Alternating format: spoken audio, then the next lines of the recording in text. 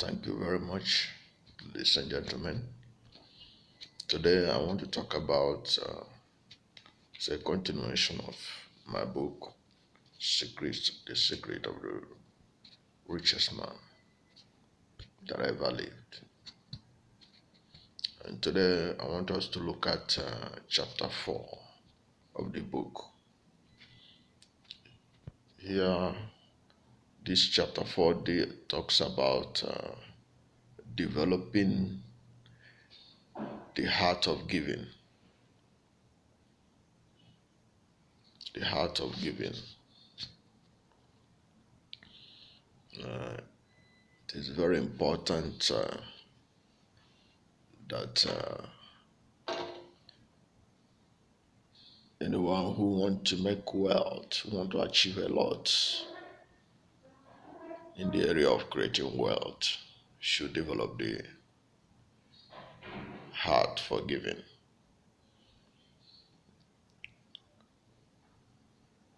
There is a common saying that givers never lack. That is very true in every sense of the word.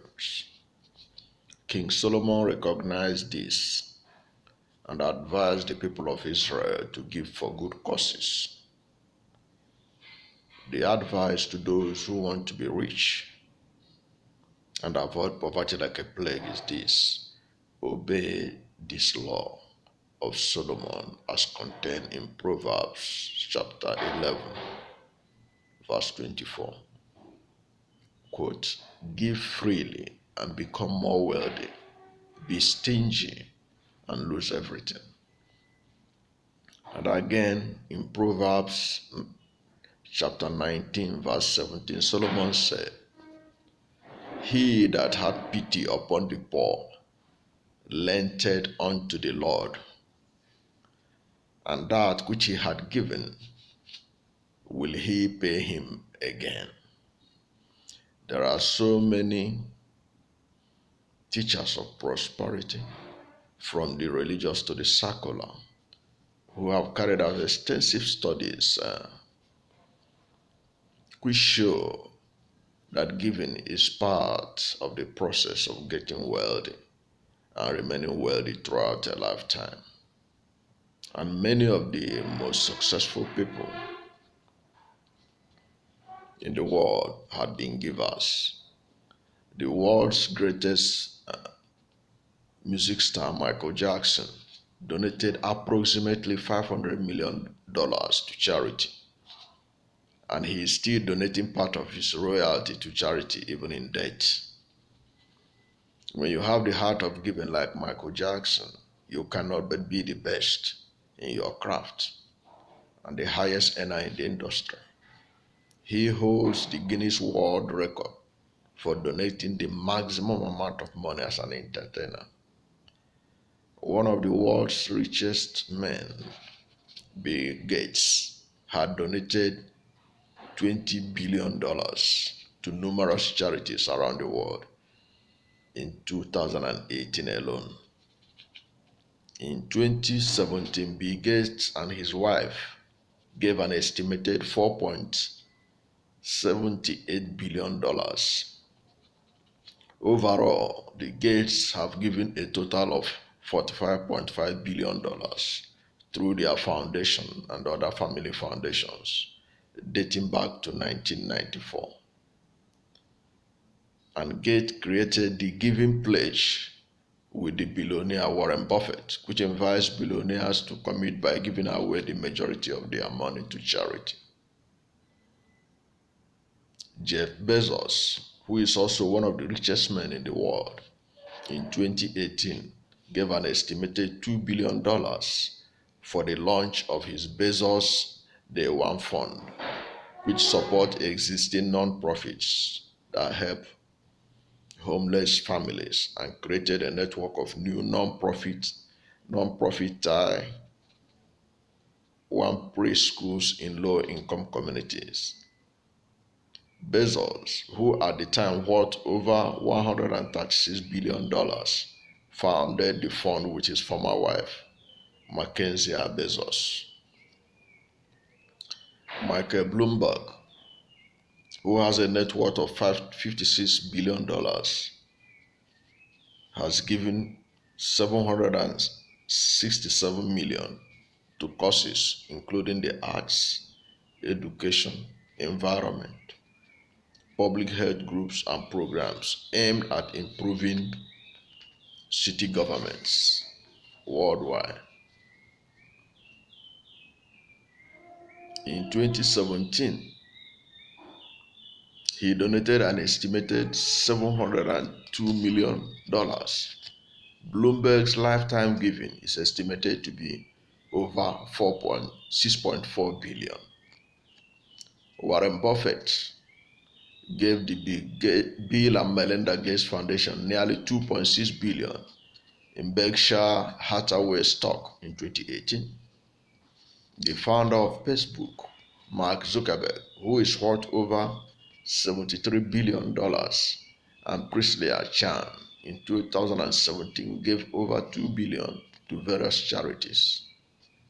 And in 2018, they gave nearly 214 million through the Chan Zuckerberg Initiative Donor Advised Fund at the Silicon Valley Community Foundation. Since its founding, the initiative has given an estimated $1.8 billion. Paul Allen, who co-founded Microsoft with Bill Gates and later became a philanthropist and died on October 15, 2018 at age 65, is also known for giving. He gave away more than $2 billion, including $500 million to his Allen Institute for Brain Science. We can also go further back to show that giving multiplies wealth and riches.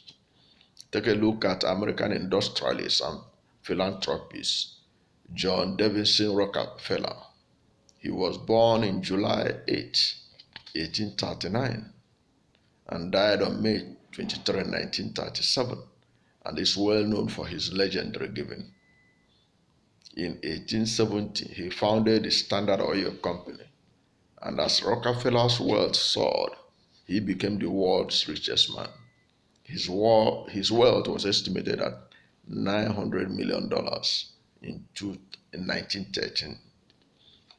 Religion was a guiding force throughout Rockefeller's life, and he believed God to be the source of his success.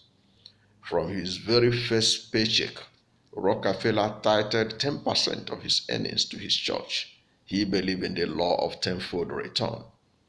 As his wealth multiplied, he gave generously to Spelman College, then Sing University, University of Chicago, Rockefeller University, Yale, Harvard, Columbia, Brown, Bryn Mawr, Wesley, and Vassar education. He also devoted lots of money to medical research. Several years after his death, the Rockefeller Foundation is still donating to charities and several causes around the world. So if you want to be rich, you have to give, and give with joy in your heart, knowing that you are doing a work that will change lives. Indeed, lives are changed through giving. Giving changes the life of the giver and the receiver. So that is why it is important. It is one of the key strategies, one of the secrets that King Solomon left for us. If we want to get wealth, we must give. We must give. Because we are giving unto God, who will reward us. And God never fails. Now, Solomon also, during his time, was aware that men can go to any length to be rich. They can do some unscrupulous things. They can cheat. They can kill for wealth. So one of his advice, which you can find in my book, is that you should avoid wealth through dishonest ways, because at the end of the day, you'll be caught. King Solomon in Proverbs chapter 13, verse 11 says, wealth gotten by vanity shall be diminished, but he that gathereth by labor shall increase. Similarly, in Proverbs 20, verse 17, he also says, bread of deceit is sweet to a man, but afterward his mouth shall be filled with gravel. This man is a wise man. He was a wise king. And we have a lot of examples to substantiate his advice. There's a man called Lapre. He was a multi-level marketing and informational guru and sold packages that would teach people to make money or any number of things that simply did not work. All of that eventually came to a head in 2011 when Lapre was convicted on 41 charges of fraud, conspiracy, and money laundering. Another character that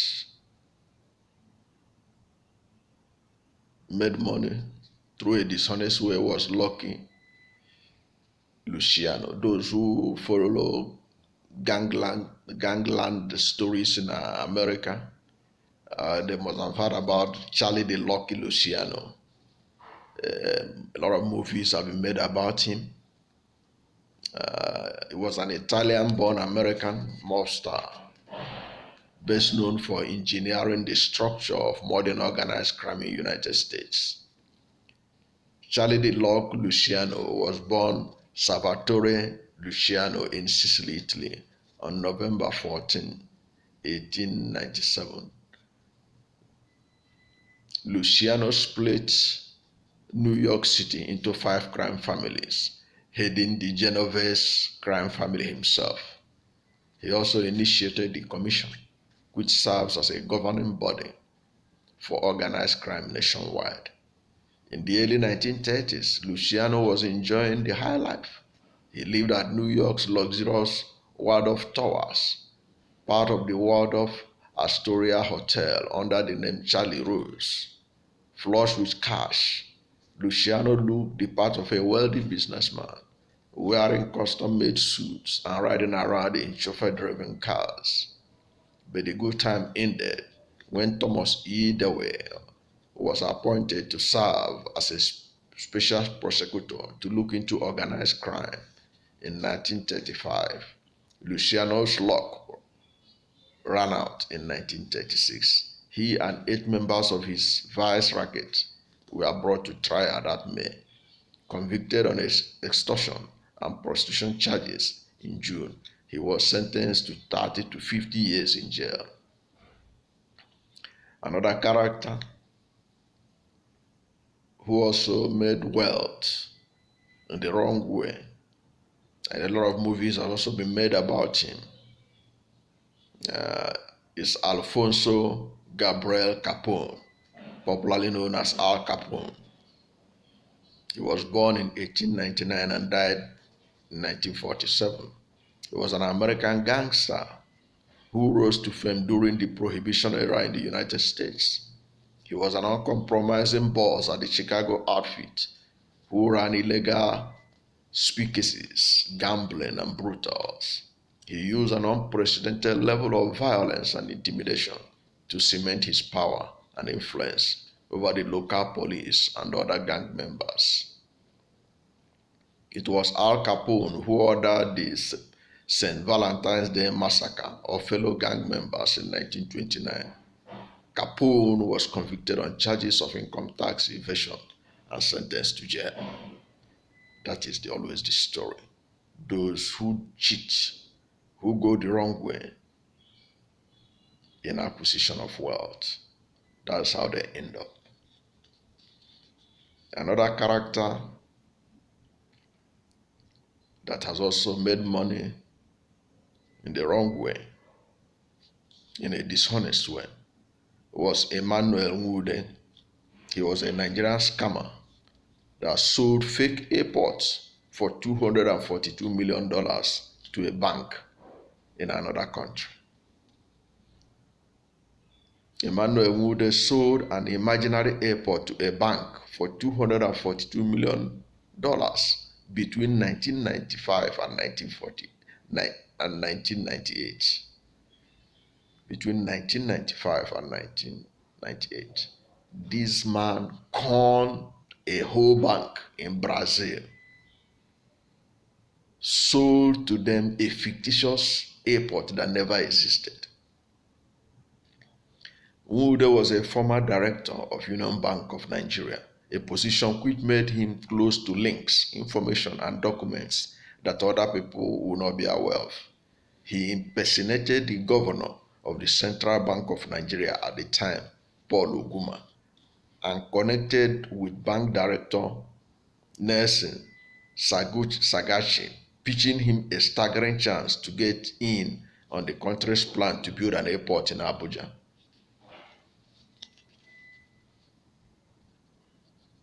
Get that? He was able to con a top bank official in Brazil, telling the person that they have an airport that they want to build and they want him to be part of it. Nwude, pretending to be the Central Bank of Nigerian governor, told Saguchi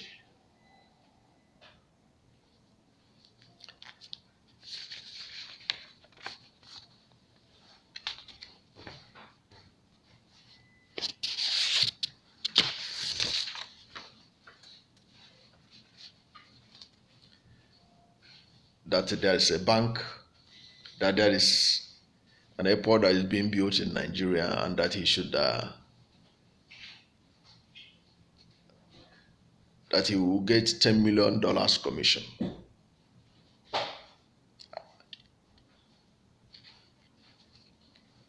And Saguchi fall for it. He paid $191 million in cash, and the remainder by way of outstanding interest.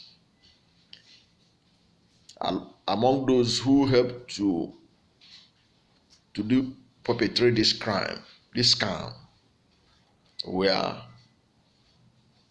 Emmanuel Ofolue, Nzeribo Okoli, and Obom Osakwe, along with the husband and wife duo Christian Ikechukwu and Najemba and Amaka Najemba. The group convinced the director of the Brazilian bank to part with the money. In 1997, the Spanish Banco Standard wanted to take over the Banco Noreste, and a joint board meeting was held in December of that year. Head of the Spanish bank noted that half of the Brazilian bank's capital was in the Cayman Islands, unprotected, which raised a few eyebrows, as it was 2/5 of Noresta's overall value. An investigation was carried out in Brazil, Nigeria, Britain, Switzerland, and the United States. Although the sale of the bank still went on, as the owner of the bank paid $242 million bill, the bank still collapsed in 2001. So a Nigerian scamist, in Nigeria we call them 419, he scammed a bank in Brazil and sold to that bank a fictitious airport that never exists. And the bank in Brazil collapsed. That's what you get in this honest deal. But he will not go free, as the story will continue. In 2002, then Nigerian President Olusegun Obasanjo saw to the establishment of an anti-graft agency, the Economic and Financial Crimes Commission, EFCC. In 2004, all members of the gang were brought before Abuja High Court on 86 counts of fraudulently seeking advance fees and 15 counts of bribery related to the case. In 2005, Amaka confessed to helping an agenda and was asked to pay $2.5 million. On top of that, he was sentenced to 2.5 years in prison.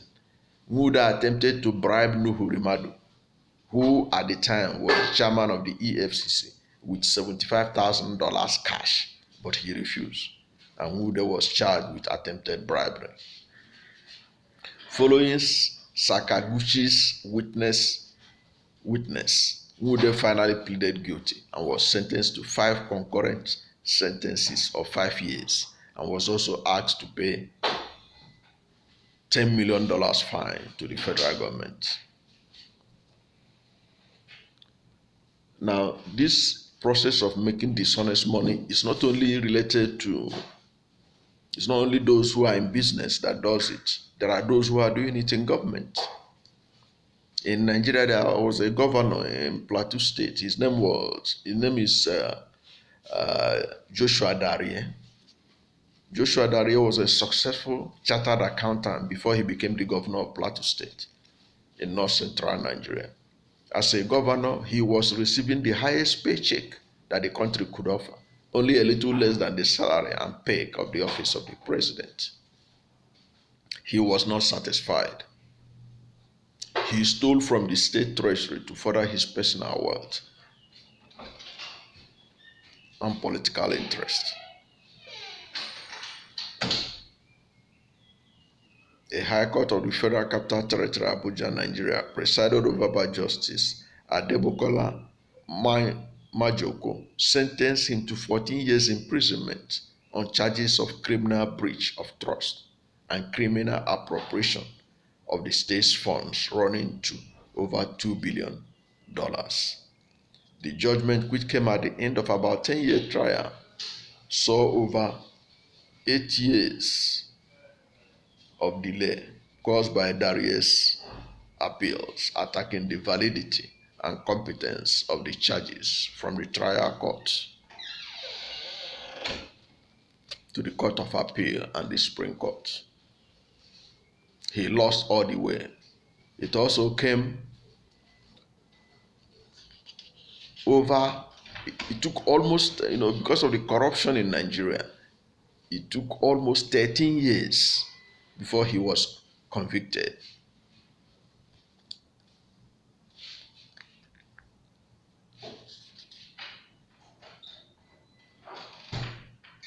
$13 years.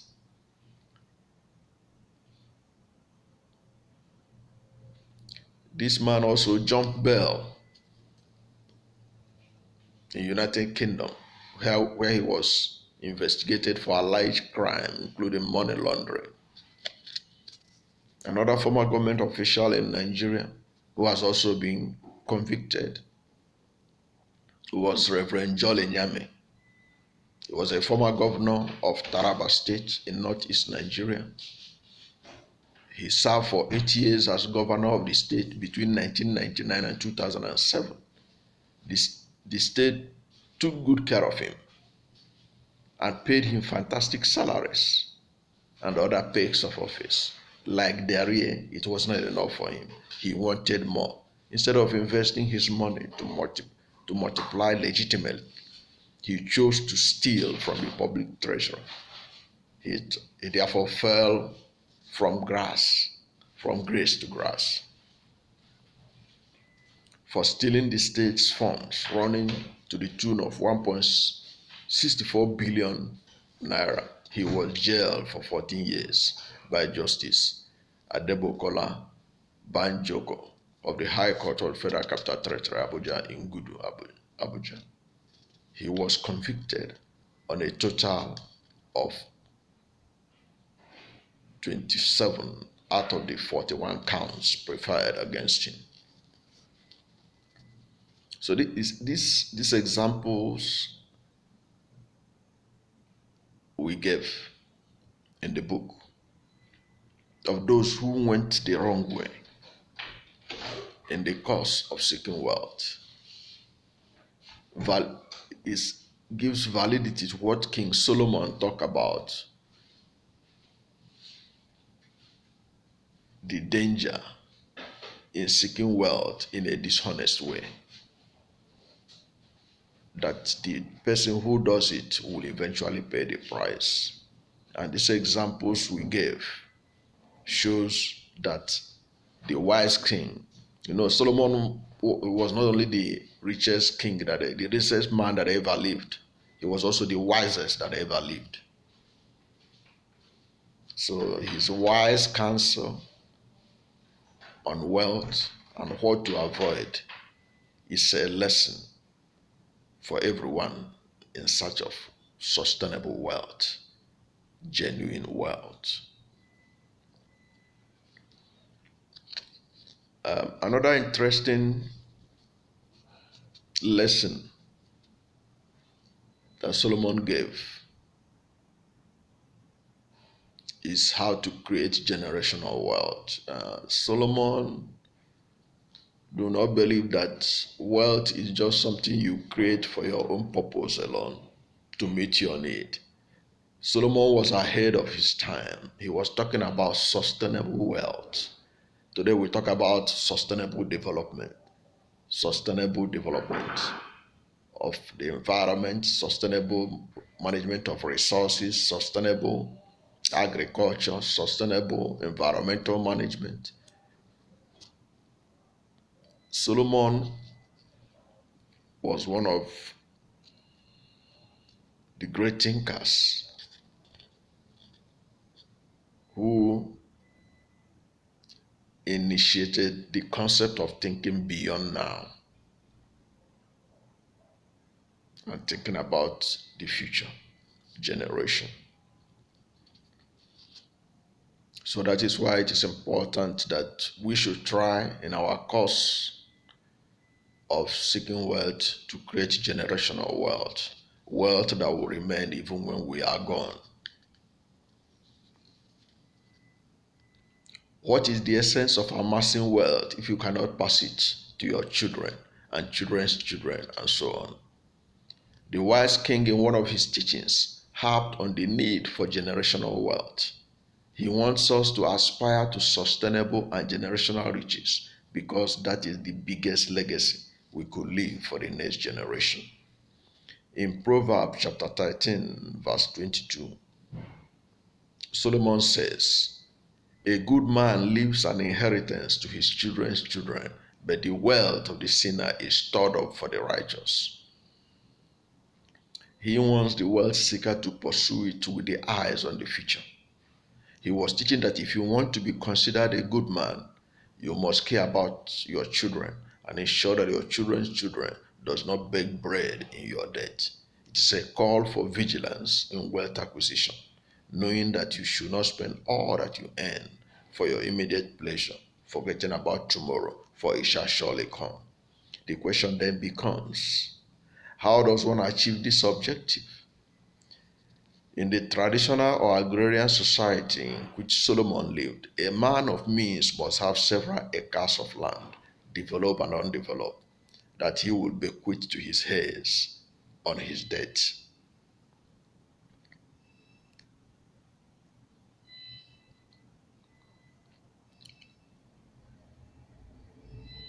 While the society of today is driven by knowledge, especially in science and technology, the traditional means of keeping wealth in form of lands, estates, and gold, among others, still subsists as a way of safeguarding wealth and growing it for the next generation.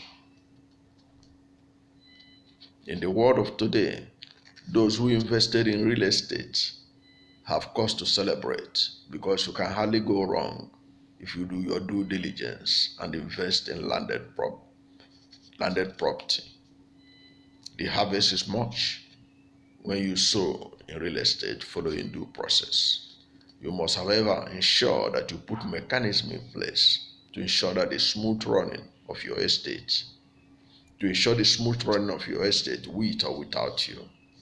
If your estate can generate sustainable wealth even when you are not paying attention to it, it indicates that you have put seamless process in place for the perpetuation of your wealth.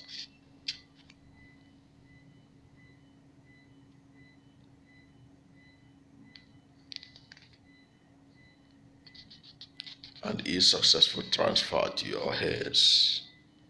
In doing this, you should carry your spouse along so that whichever of you dies first, the one alive will ensure the smooth running of the estate for the intendment of transferring it to the next generation.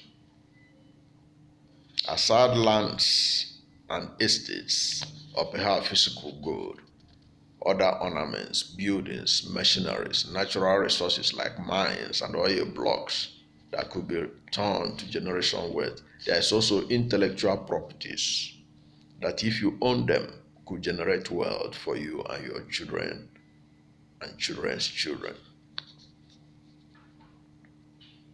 The time you spend watching television and gossiping with your friends should be put to better use. Write a best-selling book. Write songs and own the copyright. Write a film script and copyright it. There is a gift inside of you, deposited in you by God, which is your divine responsibility to identify and use to solve society's problem. That gift could provide for you and your family in perpetuity. There are so many well-known dead people who are still providing for their families from the land of the dead. The seed that they sowed are still bearing fruit. The king of pop, Michael Jackson, remains a commercial success several years after his death. He left behind a body of works that has been earning money for his estate, far more than millions of the living around the world. In 2017 alone, Michael Jackson, who died in 2009, again topped Forbes' list of the highest paid dead celebrities after earning $400 million over the past year, mostly from the sale of his EMI music publishing stake. The king of pop's 2017 earnings pale in comparison with his 2016 earning of $825 million, the highest annual total for any entertainer dead or alive, mostly from the sale of half of the Sony ATV catalog. Additional cash comes from his My Jack music catalog, a new Sony record deal, and projects like TV special Michael Jackson's Halloween on CBS. Jackson has earned $2.4 billion in the decades since his death. Another great musician earning money from grave is the king of rock and roll, Elvis Presley, who earned $40 million. Arnold Palmer, another dead celebrity, earned $35 million. Arnold, an athlete, died in 2016 at the age of 87 of heart disease. 1 year after his death, he earned $35 million in 2017. Barely a year after his death, more than 400 stores still sell Palmer branded apparel in Asia. And Arizona Beverages produces 400 million cans of its Arnold Palmer line annually. Cartoonist Charles Shaw, who died in February 12, 2000, at the age of 77, earned $34 million in 2017 alone. Bob Marley, the reggae music legend that died in May 11, 1981, at the age of 36, earned $23 million from products that include headphones and Mali natural cannabis and smoking accessories in 2017. Author Dr. Seuss died in 1991 at the age of 87. He sold 4.8 million books in 2016 and earned $16 million. The Playboy founder and media mogul Hugh Hefner died in September 27, 2017 at the age of 91. He earned $15 million in 2017 when his heirs sold the remaining portion of his estate for an estimated $35 million, getting more than a third up front. Actor Marilyn Monroe, that died in August 5, 1962, at the age of 36, earned $14 million in 2017 thanks to new licensing deals, including Montblanc pens. Music legend Prince, that died in April 21, 2016, earned $13 million in 2017. He sold a quarter million physical albums in over 12 months. Rock legend of the famous The Beatles, John Lennon, who died in December 8, 1980, at the age of 40, earned $12 million in 2017. Between his solo work and his Beatle catalog, Lennon continues to sell nearly 2 million albums annually. Muhammad Ali, the greatest boxer that ever lived, that died in June 3, 2016, earned $8 million in 2017. A tag heuer deal and a settlement with Fox Broadcasting over a Super Bowl ad that used Ali's image was a major contributor to this huge earning in debt. Model Betty Page died in December 11, 2008, at the age of 85. She earned $7 million in 2017. The classic pin-ups allure has been turned into clothing, shoes, handbags, lingerie, wigs, and a fitness DVD. The examples given above are to remind the reader that when creating wealth, you should also create something that will keep on generating income long after you have gone. This you can do by writing books, creating music, drawing and painting, investing in real estate, and inventing things of value and patenting them, among others.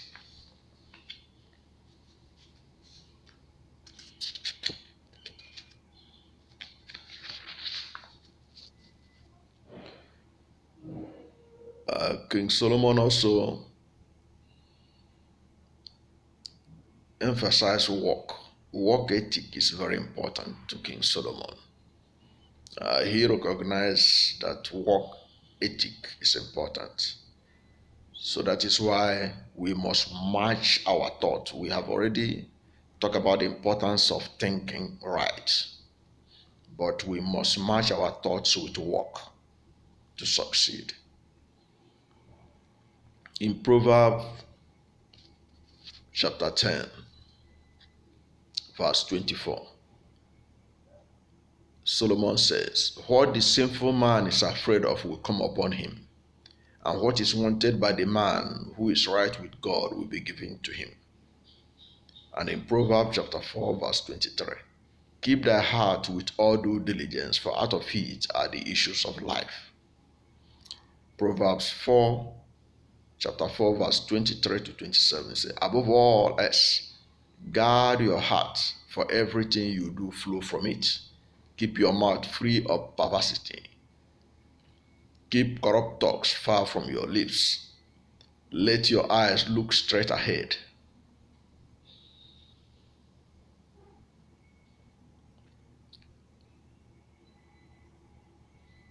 Fix your gaze directly before you. Give careful thought to the paths for your feet, and be steadfast in all your ways." In chapter 3, we saw where the rich and wise king noted in Proverbs chapter 26, verse 13 to 14, that a sluggard says, "There is lion in the road, a fierce lion roaming the street. And as a door turns on its hinges, so a sluggard turns on his bed." He painted a picture of someone who failed to take action and go out to confront the challenges of life and make a life for himself by giving a excuse that a lion is on the street, roaming around looking for who to devour, which becomes his convenient excuse not to do anything. This attitude is born out of laziness or fear. And where does this fear originate? From our thoughts. It is what we are thinking or the aggregate of our thoughts that determines whether we can take action or not. If we think that it's impossible to accomplish a task, the task becomes impossible to accomplish. But if we think that the task is doable or can be done, it shall be done. That is why actionable thoughts are more effective than daydreaming. Daydreaming is a waste of thought energy and product of laziness. We are what we think. Everything we do is a product of thinking. The houses you see, the various designs and brand of cars that you encounter as you drive home from work, we are all once in the imagination or thought process of men who brought them to existence on the physical realm. That is why it is said that thoughts are things. If we occupy our thoughts with sickness and diseases, we become sick. If we also occupy our thoughts with excellent health, wellness, and healing, we become healthy and are even healed of our diseases. Similarly, if we occupy our thoughts with poverty and lack, that is what we get. And when we occupy our thoughts with wealth and riches, that becomes our inheritance. We must therefore be careful what we think and what occupies our thoughts all day, all week, all month, all year, because we become what we think. However, occupying our thought with wealth is not enough. We must all walk the thoughts. No amount of wealth thought can put food on the table of a lazy man. The thought of a best-selling book is not going to write a book. The thinker must sit down behind his laptop or tablet to write a book. The thought of being a successful investor like Warren Buffett or George Soros is not going to make you one until you study how the market works and begin to apply that knowledge by investing wisely like Buffett and Soros does. No one becomes a real estate guru by only occupying his thoughts with real estate. He or she must step out of the comfort zones and move to the streets looking for the real estates that capture his or her imagination and eventually buys one or two and wait for the right moment to sell at a reasonable or huge profit. Anyone who wants to achieve success in any endeavor and to be rich doing so must walk the thoughts. A lot of people have failed to achieve success because while they were able to master their thoughts to create what they want, they had not taken the step of faith to see to the actualization of their thoughts. If you want to be the top salesperson of your organization's product, you can begin to think of yourself in that respect. See yourself meeting your targets and then surpassing the targets in your mind's eye or your thoughts. Imagine the commissions that you will earn by being the top salesperson. See yourself receiving the bank alerts confirming your rising commission as your sales skyrocket. See yourself going on vacation, building or buying your dream house and your dream cars. For all this not to be daydreaming, you must be on the move and weigh your target population, and you shall see results beyond even your widest imagination. That is the summary of the teaching of the king who became the richest man and the wisest man that ever lived. This is where I will stop for today. I want to thank you for your patience for listening, and I want to say that I'm sorry. You see that the video, all of a sudden the light went off. This is what you get in a developing country like Nigeria. The power supply is not steady. Sometimes that's what it is. Thanks a lot, sir. I hope you understand.